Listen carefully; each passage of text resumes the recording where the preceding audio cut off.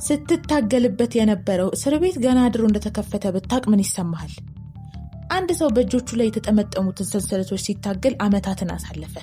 እያንዳንዱ ጠባሳ፣ እያንዳንዱ ውድቀት የበለጠ ትግልና የበለጠ ስቃይ እንደሚጠይቅ አሳመነው። ተስፋ በመቁረጥ ይረዳኛል ብሎ ወዳሰበው ሰው ሄደ። እባክህ ከዚህ እስራት ነፃ የሚያወጣኝን ብቻ ቁልፍ ስጠኝ ሲል ተማጸነ። ያ ሰውም የሚያስፈልግህ የበለጠ ጠንካራ እጆች አይደሉም፣ የሚያስፈልግህ የነቁ አይኖች ነው ሲል መለሰለት። ያን ጊዜ ታዲያ ምንም አይነት መልስ ባለማግኘቱ የተነሳ ተበሳጭቶ ሄደ። ከጥቂት ቀናት በኋላም እውነቱ እንደ መብረቅ ብልጭ አለለት። ሰንሰለቶቹ አእምሮውን እንጂ የወደፊት ዕጣ ፈንታውን በጭራሽ ገዝተውት አያውቁም። ለያዘው ያለፈ ታሪኩ በጣም ታማኝ ከመሆኑ የተነሳ ደጁ አስቀድሞ መከፈቱን አስተውሎ አያውቅም። በጣም ጠንካራዎቹ እስር ቤቶች በጭራሽ ከብረት የተሰሩ አይደሉም።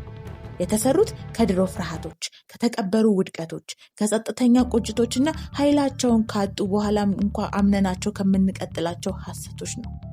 ብዙዎቻችን አሁንም ቢሆን አስቀድሞ ላበቃ ወቅት እንደ እስረኛ ሆነን እንኖራለን። ምንም የተለወጠ ነገር እንደሌለ በማመን የትላንትናውን ጨለማ ወደ ዛሬው የፀሐይ መውጫ ይዘነው እንወጣለን። በእውነቱ ግን ሁሉ ነገር ተለውጧል። የተረሳችው ቁልፍ ማለት እሷ ናት። ያለፈው ታሪካችን ማንነታችን ሊያስረዳ ይችላል። ነገር ግን ከእንግዲህ ማንነታችን የመወሰን ፈቃድ እንደሌለው መረዳት አለብን። እያንዳንዱ ሌሊት ማብቂያ አለው። ዛሬ እንድታስታውሱት የምፈልገው መልእክቴ የትላንት ጨለማን እንደ ዛሬ ማንነታችን አድርገን መልበስን እናቁም። ጠዋቱ አስቀድሞ ደርሶ ሊሆን ይችላል። ደጁ ሁልጊዜ ክፍት ሆኖ ሳለ ሌላ ተጨማሪ ቀን ቁልፍ በመፈለግ አናባክን። ይህንን ቪዲዮ ከወደዳችሁት ሰብስክራይብ፣ ሼር፣ ላይክ በማድረግ ለወዳጅ ዘመዶ ያጋሩ።